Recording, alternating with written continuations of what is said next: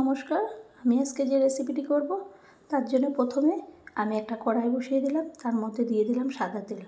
আমি সাদা তেলটা এতটা পরিমাণে দিয়ে দিলাম, একবারে মাছ ভাজা এবং মাছ রান্না হয়ে যাবে। এরপরে নিয়ে নিলাম ট্যাংরা মাছ, ধুয়ে পরিষ্কার করে হলুদ আর লবণ মাখিয়ে নিলাম।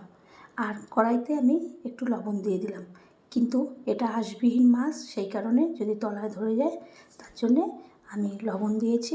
এরপরে মাছগুলোকে আমি উল্টে পাল্টে একটু লালচে করে ভেজে সমস্ত একটা প্লেটের মধ্যে তুলে নেব। এইভাবে আমি মাছ ভাজাটা করে প্লেটের মধ্যে রেখে প্লেটটাকে সাইড করে নেব।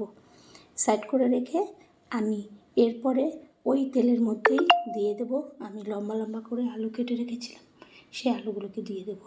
এরপর আলুগুলোকে ভাজা ভাজা একটু লালচে মতন হয়ে যাবে, যখন অনেকটা পরিমাণে প্রায় 80% মতো ভাজা হয়ে যাবে, সেই সময় আলুগুলোকে আমি একদম কড়াইয়ের একটা কোনায় নিয়ে ওই তেলের মধ্যে দিয়ে দেব পেঁয়াজ।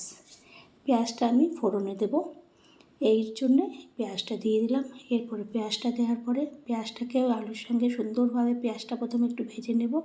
যখন লালচে হয়ে যাবে তখন আলুর সঙ্গে পেঁয়াজটাকে একদম মাখিয়ে ভেজে নেব। এরপরে একটা মশলা তৈরি করব, সাদা সর্ষে, কালো জিরে আর সাদা জিরে দিয়ে একটু জল দেব আর দুটো লঙ্কা দেব, দিয়ে আমি একটা পেস্ট তৈরি করে নেব। এরপরে আমার এই পেস্টটা তৈরি হয়ে গেল। এদিকে আলুটা আর পেঁয়াজটা সুন্দরভাবে ভাজা হয়ে গেছে। যখন সুন্দরভাবে কষানো হয়ে গেছে তখন ওর মধ্যে দিয়ে দেব আমি হলুদের গুঁড়ো, লঙ্কার গুঁড়ো আর লবণ, আর কিছু মশলা দেব না। এরপরে আমি ভালো করে মশলার সঙ্গে পেঁয়াজের সঙ্গে সুন্দরভাবে একদম কষাতে থাকবো।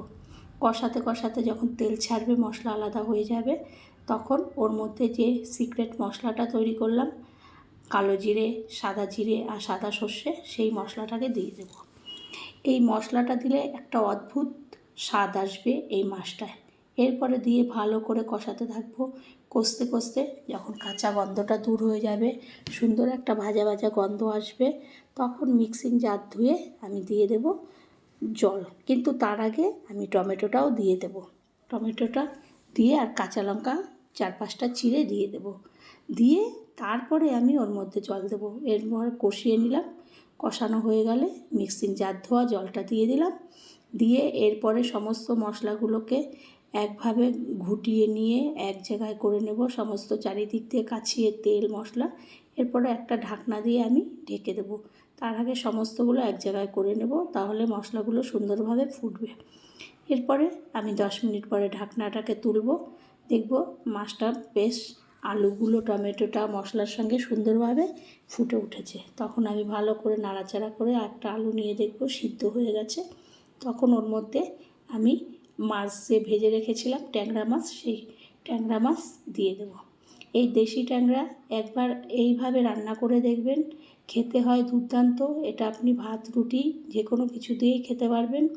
আর এই গরম ভাতে তো কথাই নেই, তারপরে রুটি দিয়েও অনেকে এই ঝাল ট্যাংরা খেতে পারবেন। এরপরে মাছটাকে আলু টমেটো ঝোলের সঙ্গে সুন্দরভাবে মাখিয়ে নেব। আর এটা একদম গা মাখা করে করব, খুব একটা ঝোলও করব না আর একদম শুকনোও করব না। তারপরে ঢাকনা দিয়ে ঢেকে দেবো। আবার 5 মিনিট পরে ঢাকনাটাকে তুলে আমি ওর মধ্যে দিয়ে দেব একটু ধনেপাতা। তার আগে ভালো করে মাছগুলোকে সমস্ত চারিপাশে ছড়িয়ে ছিটিয়ে নিয়ে আমি ওর মধ্যে ধনেপাতা কুচি ছিটিয়ে দেব।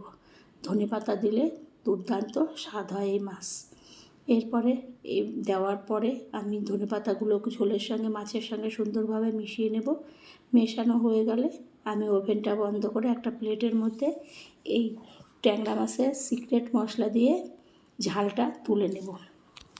এভাবে সমস্তগুলো তুলতে থাকবো। আর আপনারা এখনও চ্যানেলটি সাবস্ক্রাইব না করলে সাবস্ক্রাইব করবেন, লাইক শেয়ার কমেন্ট করবেন, পাশে থাকা বেল বাটনটি টিপবেন, যে কোনো রেসিপি আপনাদের কাছে আগে পৌঁছাবে। এরভাবে আমি সমস্তগুলো তুলে নেব।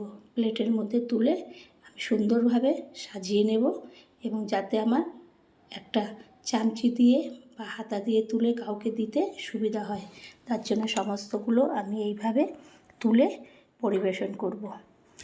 আর এই রকম যদি একবার হলেও এইরকমভাবে সিক্রেট মশলা দিয়ে এই ট্যাংরা মাছের ঝাল করবেন, খেতে হবে দুর্দান্ত। অনেকে তো অনেক রকম করে থাকেন, কিন্তু একদিন এইভাবে করলে খুবই ভালো লাগবে খেতে। আর গরম ভাতে তো কথা নেই, কিংবা রুটি পরোটা যে কোনো কিছু দিয়েই খাওয়ার যোগ্য। এই মাছটা ভালো লাগলে আবার কোনো রেসিপিতে দেখা হবে। ধন্যবাদ।